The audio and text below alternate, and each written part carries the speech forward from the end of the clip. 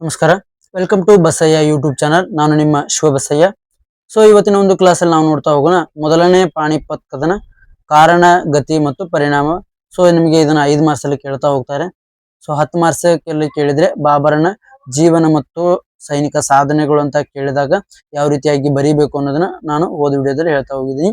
So ಅದೇ ರೀತಿಯಾಗಿ ಈ ವಿಡಿಯೋದಲ್ಲಿ ಅಂತ ಬಂದಾಗ ಮೊದಲನೇ ಪಾಣಿಪತ್ ಕದನದ ಕಾರಣ ಮತ್ತು ಗತಿ ಮತ್ತು ಪರಿಣಾಮಗಳನ್ನ 5 ಮಾರ್ಕ್ಸಿಗೆ ಯಾವ ರೀತಿ ಬರಿಬೇಕು ಅನ್ನೋದನ್ನ ಈ ಒಂದು ಕ್ಲಾಸಲ್ಲಿ ಹೇಳ್ತಾ ಹೋಗ್ತೀನಿ.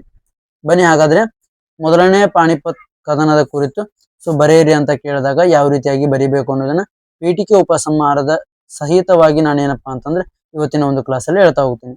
ಸೊ ಏನಪ್ಪಾ ಅಂತಂದ್ರೆ ಭಾರತದ ಇತಿಹಾಸದಲ್ಲಿ ಮೊದಲನೇ ಪಾಣಿಪತ್ ಕದನವು ಒಂದು ಪ್ರಾಮುಖ್ಯತೆ ಮೈಲಿಗಲ್ಲು. ಇದು ಕ್ರಿಸ್ತಶಕ ಏಪ್ರಿಲ್ 21, 1526ರಂದು ದೆಹಲಿ ಸುಲ್ತಾನನಾಗಿರ್ತಕ್ಕಂತಹ ಇಬ್ರಾಹಿಂ ಲೋಧಿ ಮತ್ತು ಮೊಘಲರ ಸಾಮ್ರಾಜ್ಯದ ಸ್ಥಾಪಕ ಬಾಬರನ ನಡುವೆ ನಡೀತಾ ಹೋಗುತ್ತೆ. ಈ ಯುದ್ಧದಲ್ಲಿ ದೆಹಲಿಯ ಸುಲ್ತಾನರ ಆಳ್ವಿಕೆಯು ಕೂಡ ಕೊನೆಗೊಳ್ಳುತ್ತೆ ಅಂತ ಹೇಳಬಹುದು. ಅದೇ ರೀತಿಯಾಗಿ ಭಾರತದ ಮೊಘಲ ಸಾಮ್ರಾಜ್ಯಕ್ಕೆ ನಾಂದಿಯನ್ನ ಹಾಡ್ತಾ ಹೋಗುತ್ತೆ, ಅವರ ಒಂದು ಉದಯಕ್ಕೆ ನಾಂದಿಯನ್ನ ಹಾಡ್ತಾ ಹೋಗುತ್ತೆ. ಕದನದಕ್ಕೆ ಕಾರಣಗಳು. ಸೊ ಬಾಬರನ ಮಹತ್ವಾಕಾಂಕ್ಷೆ. ಸೊ ಕಾಬೂಲಿನ ದೊರೆಯಾಗಿರ್ತಕ್ಕಂಥ ಈ ಒಂದು ಬಾಬರ್ ಭಾರತದ ಸಂಪತ್ತನ್ನು ಗೆಲ್ಲುವ ಮತ್ತು ತನ್ನ ಸಾಮ್ರಾಜ್ಯದ ವಿಸ್ತರಿಸುವ ತೀವ್ರ ಆಸೆ ಇತ್ತು. ಸೊ ಯಾವ ರೀತಿಯಾಗಿ ಈ ಒಂದು ಸಮರ್ಕಂದವನ್ನ ಆಳ್ತಾ ಹೋಗ್ತಾನೆ, ಬಟ್ ಅದನ್ನು ಸಂಪೂರ್ಣವಾಗಿ ವಶಪಡಿಸಿಕೊಳ್ಳೋದ್ರಲ್ಲಿ ವಿಫಲನಾಗ್ತಾನೋ. ಸೊ ಆಗ ಏನ್ ಮಾಡ್ತಾನೆ ಅಂತಂದ್ರೆ ಈ ಒಂದು ಬಾಬರ್ ತನ್ನ ಒಂದು ಸಾಮ್ರಾಜ್ಯವನ್ನ ವಿಸ್ತರಿಸಬೇಕು ಅಂತ ಅನ್ನುವ ಒಂದು ಮಹತ್ವಾಕಾಂಕ್ಷದ ಮೇರೆಗೆ ಈ ಒಂದು ಭಾರತದ ಕಡೆಗೆ ತನ್ನ ಒಂದು ಸಾಮ್ರಾಜ್ಯವನ್ನ ವಿಸ್ತರಿತ ಹೋಗ್ತಾನೆ.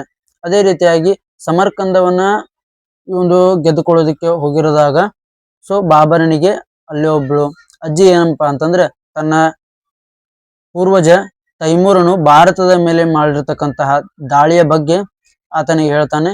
ಇದನ್ನು ಕೇಳಿರ್ತಕ್ಕಂತಹ ಬಾಬರ್ ಭಾರತದ ಮೇಲೆ ಯುದ್ಧ ಮಾಡೋದಕ್ಕೆ ಇದೊಂದು ಮುಖ್ಯ ಕಾರಣ ಅಂತ ಹೇಳ್ತಾ ಹೋಗ್ತೀವಿ. ಅದೇ ರೀತಿಯಾಗಿ ಈ ಒಂದು ಇಬ್ರಾಹಿಂ ಲೋಧಿಯ ಅಸಮರ್ಥ ಆಡಳಿತಗಾರನಾಗಿರ್ತಾನೆ. ಸೊ ಲೋಧಿ ತನ್ನ ಕ್ರೌರ್ಯ ಮತ್ತು ಅಹಂಕಾರದಿಂದ ತನ್ನದೇ ಆಗಿರ್ತಕ್ಕಂತಹ ಆಪ್ತರು ರಾಜ್ಯಪಾಲರ ವಿರೋಧವನ್ನ ಕಟ್ಟಿಕೊಳ್ತಾ ಹೋಗ್ತಾನೆ. ಅದೇ ರೀತಿಯಾಗಿ ಈತನ ಒಂದು ಪಂಜಾಬಿನ ರಾಜ್ಯಪಾಲನಾಗಿರ್ತಕ್ಕಂಥ ದೌಲತ್ ಖಾನ್ ಲೋಧಿ ಮತ್ತು ಇಬ್ರಾಹಿಂ ಲೋಧಿಯ ಚಿಕ್ಕಪ್ಪನಾಗಿರ್ತಕ್ಕಂಥ ಅಲಂ ಖಾನ್, ಅದೇ ರೀತಿಯಾಗಿ ಈ ಒಂದು ರಜಪೂತರ ಮನೆತನಗಳು ಕೂಡ ಏನಪ್ಪಾ ಅಂತಂದ್ರೆ ಭಾರತದ ಮೇಲೆ ಈ ಒಂದು ಬಾಬರನಿಗೆ ಭಾರತದ ಮೇಲೆ ದಾಳಿ ಮಾಡುವಂತೆ ಆಹ್ವಾನವನ್ನ ನೀಡ್ತಾ ಹೋಗ್ತಾರೆ. ಇದೇ ಕಾರಣದಿಂದಾಗಿ ಏನಪ್ಪಾ ಅಂತಂದ್ರೆ ಬಾಬರನು ಭಾರತದ ಮೇಲೆ ದಾಳಿಯನ್ನ ಮಾಡ್ತಾನೆ. ಹಾಗಾದ್ರೆ ಗತಿ ಯಾವ ರೀತಿಯಾಗಿ ಕದನದ ಗತಿ ಯಾವ ರೀತಿಯಾಗಿತ್ತು ಅಂತ ಇವತ್ತಿನ ಒಂದು ಕ್ಲಾಸಲ್ಲಿ ನೋಡಿ. ಏನಪ್ಪಾ ಅಂತಂದ್ರೆ ಹರಿಯಾಣದ ಪಾಣಿಪತ್ ಎಂಬಲ್ಲಿ ಉಭಯ ಸೈನ್ಯಗಳು ಮುಖಾಮುಖಿ ಆಗ್ತಾ ಹೋಗುತ್ತೆ. ಸೊ ಅದೇ ರೀತಿಯಾಗಿ ಇಬ್ರಾಹಿಂ ಲೋಧಿಯ ಸೈನ್ಯವು ಸುಮಾರು 1 ಲಕ್ಷ ಸೈನಿಕರು ಇರ್ತಾರೆ. ಅದೇ ರೀತಿಯಾಗಿ 100 ಆನೆಗಳನ್ನ ಹೊಂದಿರತಕ್ಕಂತ ಒಂದು ದೊಡ್ಡ ಪಡೆಯನ್ನ ಹೊಂದಿರ್ತಾನೆ ಇಬ್ರಾಹಿಂ ಲೋಧಿ. ಬಟ್ ಬಾಬರನ ಸೈನ್ಯವು ಕೇವಲ 12,000ದಿಂದ 25,000 ಸೈನಿಕರನ್ನ ಹೊಂದಿರತಕ್ಕಂತಹ ಅತ್ಯಂತ ಶಿಸ್ತುಬದ್ಧವಾಗಿರ್ತಕ್ಕಂತಹ ಒಂದು ಸೈನ್ಯವನ್ನ ಹೊಂದಿರ್ತಾನೆ ಬಾಬರ್. ಬಟ್ ಬಾಬರ್ ಮೊದಲ ಬಾರಿಗೆ ಭಾರತದಲ್ಲಿ ಫಿರಂಗಿಗಳನ್ನ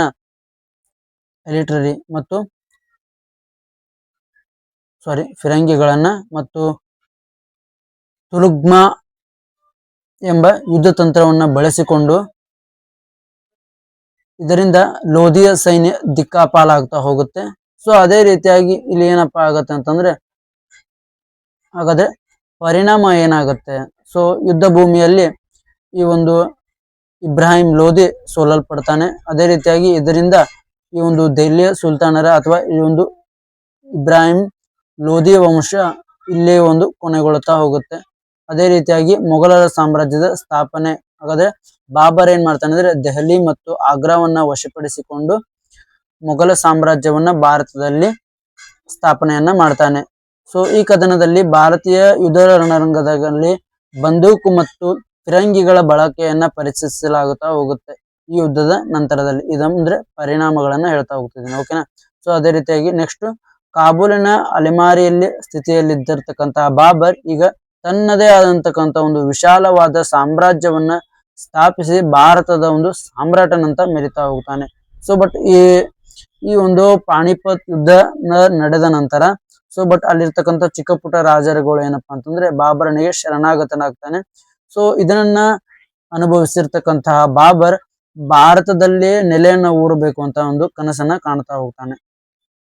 ಅದೇ ರೀತಿಯಾಗಿ ಈ ಒಂದು ಯುದ್ಧ ಬಾಬರ್ ತನ್ನ ಈ ಒಂದು ಹಿಂದೂ ದೇವಾಲಯಗಳನ್ನ ಧ್ವಂಸ ಮಾಡುವುದರ ಮೂಲಕ ಮಸೀದಿಗಳನ್ನು ನಿರ್ಮಿಸ್ತಾ ಹೋಗ್ತಾನೆ. ಹೀಗೆ ಮೊದಲನೇ ಪಾಣಿಪತ್ ಕದನವು ಕೇವಲ ಒಂದು ಸೈನಿಕರ ಜಯವಾಗಿರದೆ ಭಾರತದ ರಾಜಕೀಯ ಭವಿಷ್ಯವನ್ನೇ ಬದಲಾಯಿಸ್ತಾ ಹೋಗುತ್ತೆ. ಅದೇ ರೀತಿಯಾಗಿ ನಿರ್ಣಾಯಕ ಯುದ್ಧವಾಗಿರುವಂತದ್ದು ಇದು ಮಧ್ಯಕಾಲೀನ ಭಾರತಕ್ಕೆ ಇತಿಹಾಸದಲ್ಲಿ ಒಂದು ಹೊಸ ಯುಗವನ್ನ ಆರಂಭಕ್ಕೆ ಕಾರಣವಾಗಿರ್ತಕ್ಕಂಥದ್ದು ಈ ಒಂದು ಮೊದಲನೇ ಪಾಣಿಪತ್ ಕದನ.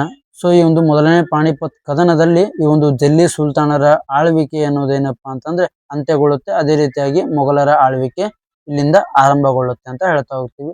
ಸೊ ನೋಡಿ ಇದರಿಂದ ಯಾವ ರೀತಿಯಾಗಿ 5 ಮಾರ್ಕ್ಸ್ ಬರೀಬೇಕು ಅಂತ ಆಲ್ರೆಡಿ ಹೇಳಾಗಿದೆ. ಓಕೆನಾ. ಸೊ ಈ ಒಂದು ವಿಡಿಯೋ ನಿಮ್ಗೆ ಏನಾದ್ರು ಇಷ್ಟ ಆಗಿದ್ರೆ ತಮ್ಮ ಲೈಕ್ ಅನ್ನ ಕೊಡಿ. ಅದೇ ರೀತಿಯಾಗಿ ನಿಮ್ಮ ಒಂದು ಫ್ರೆಂಡ್ಸ್ಗೆ ಶೇರ್ ಮಾಡ್ತೀನಿ ಅಂತ ಹೇಳ್ತಾ, ಸೊ ಇದ್ರ ಬಗ್ಗೆ ನೋಟ್ಸ್ PDF ಅನ್ನ ನಾನು ಕೆಳಗಡೆ ಮೆನ್ಷನ್ ಮಾಡಿರ್ತಕ್ಕಂಥ ಒಂದು ಇನ್ಸ್ಟಾಗ್ರಾಮ್ ಐಡಿಯಲ್ಲಿ ಪೋಸ್ಟ್ ಮಾಡಿರ್ತೀನಿ. ಅದೇ ರೀತಿಯಾಗಿ ಡಿಸ್ಕ್ರಿಪ್ಷನ್ ಅಲ್ಲಿ ಕೂಡ ನಾನು ನಿಮ್ಗೆ ಏನಪ್ಪಾ ಅಂತಂದ್ರೆ ಈ ಒಂದು PDF ಲಿಂಕ್ ಅನ್ನ ಹಾಕಿರ್ತೀನಿ. ಸೊ ಯಾರಿಗೆಲ್ಲ PDF ಬೇಕು ಅಲ್ಲಿಂದ ತೆಗೆದುಕೊಳ್ಬಹುದು. ಅದೇ ರೀತಿಯಾಗಿ ನಿಮ್ಗೆ ಇದರಲ್ಲಿ ಏನಪ್ಪಾ ಅಂತಂದ್ರೆ ನಿಮ್ಗೆ ಏನಾದ್ರು ಡೌಟ್ಸ್ ಅನ್ನ ಬಂದಿದ್ರೆ ಈ ಒಂದು ಈ ಒಂದು DM ಅಲ್ಲಿ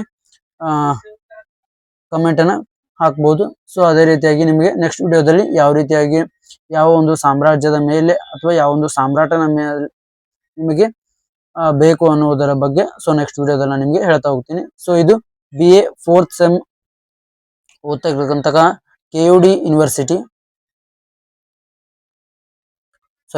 ಏನಪ್ಪಾ ಅಂತಂದ್ರೆ BA 4th sem KUD university ಇರ್ತಕ್ಕಂತಹ KUD ಯೂನಿವರ್ಸಿಟಿಯ ಒಂದು ಸಿಲೆಬಸ್ ಆಗಿರ್ತಕ್ಕಂಥದ್ದು ನೋಡಿ. ಇದು ಯಾಕಪ್ಪ ಅಂತಂದ್ರೆ ಇಂಪಾರ್ಟೆಂಟ್ ಆಗಿರ್ತಕ್ಕಂಥದ್ದು ನೋಡ್ರಿ. ಯಾಕಂದ್ರೆ ನಿಮಗೆ ಜಸ್ಟ್ ಶಿವಾಜಿ ಮತ್ತೆ ಈ ಒಂದು ಮೊಘಲರ ಆಳ್ವಿಕೆ ಮಾತ್ರ ನಿಮಗೆ ಈ ಒಂದು ಸಿಲೆಬಸ್ ಆಗಿರ್ತಕ್ಕಂಥದ್ದು. ಬಟ್ ಈ ಒಂದು ಪಾಣಿಪತ್ ಕದನ ನಿಮಗೆ 8 ಕ್ವಶನ್ಸ್ ನಲ್ಲಿ ಈ ಒಂದು ಕ್ವಶನ್ ಫಿಕ್ಸ್ ಆಗಿರುತ್ತೆ. ಶೋರ್ ಆಗಿ ನೀವು ಇದನ್ನ ಬರೀತೀರಾ ಅಂತ ಹೇಳ್ತಾ ಸೊ ಈ ಒಂದು ಕ್ಲಾಸ್ ಅನ್ನ ಇಲ್ಲಿಗೆ ಮುಗಿಸ್ತಾ ಇದ್ದೀನಿ.